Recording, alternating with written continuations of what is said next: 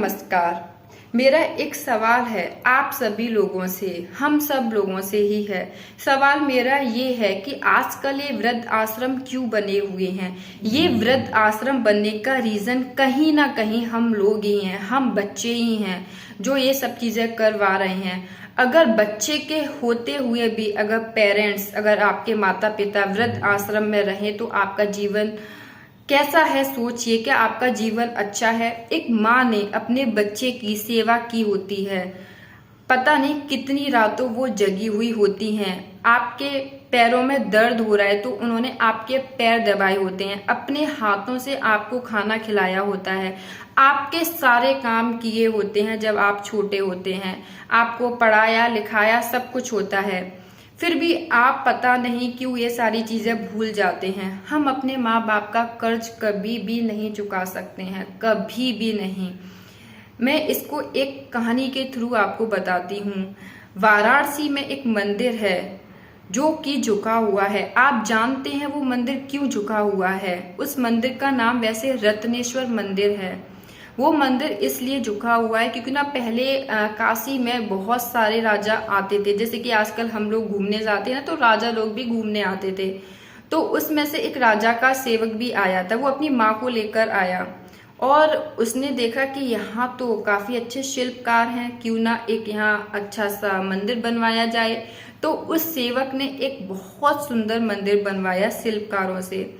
मंदिर को देखकर उसको लगा, सेवक को लगा, क्यों ना मैं इसको अपनी माँ को भेंट करके उनका कर्ज चुका दूं। तो वो बच्चा, वो जो सेवक था, वो लेके आया अपनी माँ को और बोला कि माँ मैंने आपका कर्ज चुका दिया है। तो जैसे ही माँ ने ये सुना तो माँ को हर्ट हुआ और वो मंदिर पीछे से झुकने लगा। तो जैसे ही झुकने लगा तो फिर सेवक ने कहा कि माँ आप अंदर जाइए और दर्शन कीजिए। तो उस माँ ने बोला ये मंदिर खंडित है, इसमें मैं नहीं जा सकती क्योंकि ना ये पहले से ही झुका हुआ है, ये झुका हुआ मंदिर है। तो उस सेवक को अपनी गलती का एहसास हुआ, उसने क्षमा मांगी। जैसे ही उसने क्षमा मांगी तो वो मंदिर धंसने से बच गया। फिर वो उतना ही धंसा जितना वो धंस चुका था। तो और उस मंदिर में आज कोई पाठ पूजा नहीं होती है, ज्यादातर टाइम वह मंदिर गंगा नदी में रहता है। तो देखिए, क्या हम अपनी माँ का कर्ज चुका सकते हैं। क्या लगता है आपको, सोचिए। एक माँ अपने बच्चे को कैसे पालती है, कैसे जन्म देती है। माँ बाप का कितना बच्चे से होता है।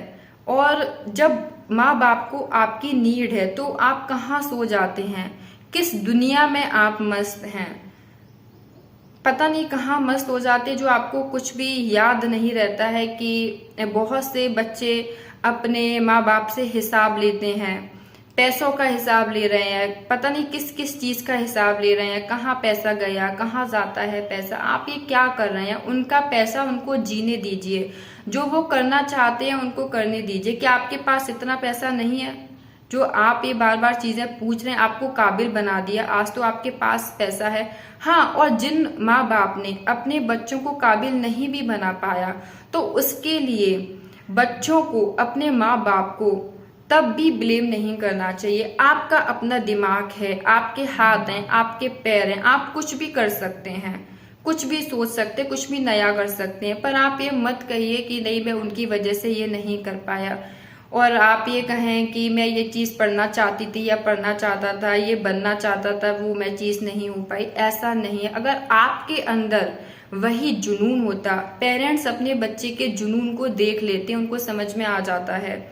तो अगर आपके अंदर वैसा ही कुछ कर गुजरने का जुनून होता है कि नहीं हमें ये चीज करनी ही करनी है, तो वो चीज कोई भी आपको करने से रोकता नहीं है। कहते नहीं है, आपने ओम शांति ओम मूवी में एक डायलॉग सुना होगा, अगर किसी चीज को शिद्दत से चाहो तो पूरी कायनात आपको उससे मिलाने की साजिश में लग जाती है। अब यहाँ सिर्फ बात प्यार की नहीं है। प्यार ऐसा नहीं कि हमें किसी इंसान से ही होगा, प्यार हमें किसी भी चीज से हो सकता है, या हमें किसी भी वस्तु, किसी भी चीज को पाने की चाह हो सकती है। तो आप अभी भी कुछ कर सकते हैं, अभी भी देर नहीं हुई है। पर हाँ, आप अपने पेरेंट्स का जरूर ध्यान रखिए। जब आपको उनकी जरूरत है तो आप उन्हें अपने साथ रखिए। अगर हाँ आप उनकी खुशी का कारण नहीं बन सकते तो आप उनके दुखों का कारण मत बनिए। आप उनको कभी ऐसे अपशब्द मत बोलिए जो उनको दुख पहुंचाए, या फिर आप उनके साथ ऐसा व्यवहार मत कीजिए जो उनको दुख पहुंचाए। तो इन सब चीजों का हमें ध्यान रखना चाहिए। अगर सोचिए आपने, हाँ आप जानते होंगे श्रवण कुमार को, जिसने अपने अंधे माता पिता को तीर्थ यात्रा कराई। और सोचिए हम लोग कैसे हैं, हम मतलब अपने माँ बाप को खाना तक नहीं दे पा रहे हैं। एक कैसा जीवन है आपका? क्या आपके पास इतना पैसा नहीं है जो आप अपनी माँ को खाना खिला सके? बहुत से लोग अगर अपने पेरेंट्स को रख रहे हैं तो पता चल रहा है कि उनकी माँ दूध अलग ले रही है, घर में उनका दूध अलग आ रहा है। क्या चीजें हो रही हैं कि घर में खाने पीने का वो अलग ले रहे हैं? क्या है, आप एक माँ को नहीं खिला सकते? क्या आप इतने काबिल नहीं हैं? अगर आप अपनी माँ को नहीं खिला सकते तो आप किसको खिलाएंगे? अगर आप अपने माँ बाप को खुश नहीं रख सकते तो आप किसको खुश रखेंगे? हाँ, जो इंसान अपने माँ बाप को प्यार करता है वो इंसान हर किसी से प्यार कर सकता है। जो इंसान अपने माँ बाप से प्यार नहीं करता वो किसी से प्यार नहीं कर सकता, मेरा ऐसा मानना है। तो व्यवहार में बदलाव लाइए, इस चीज को बदलिए। और क्या लगता है आपको कि हमारा बुढ़ापा नहीं आएगा? क्या हम बूढ़े नहीं होंगे? हम भी यही सब चीजें फेस करने वाले हैं और करेंगे। आप अपने माता पिता को प्लीज बांटे ना, आप उनसे पूछें आपको कहाँ रहना है, आपको कहाँ रहने में अच्छा लगता है, कहाँ रहने में आपको मजा आता है, आपको खुशी मिलती है। आपका जहाँ मन आए आप वहाँ रहिए, आपका जो मन करे आप वो करिए। हाँ, श्रवण कुमार की जो मैंने आपको अभी कहानी सुनाई थी, तो सोचिए आज हमारे पास इतनी फैसिलिटीज हैं, अगर तब भी हम अपने माँ बाप को नहीं घुमा पा रहे हैं तो कैसा है ये हमारा जीवन? हमें अपने माता पिता को घुमाना चाहिए, हमें उनसे पूछना चाहिए आपका कहाँ जाने का मन है। अगर वो तीर्थ यात्रा जाना चाहते हैं तो आप उन्हें तीर्थ यात्रा कराएं, और अगर वो कहीं वैसे कहीं घूमना चाहते हैं तो आपको उन्हें घुमाना चाहिए। तो तभी हम कुछ एक अच्छे बच्चे होने का फर्ज निभा पाएंगे। जी धन्यवाद। उम्मीद करती हूँ कि आपको वीडियो जरूर पसंद आया होगा। Thanks for watching this video.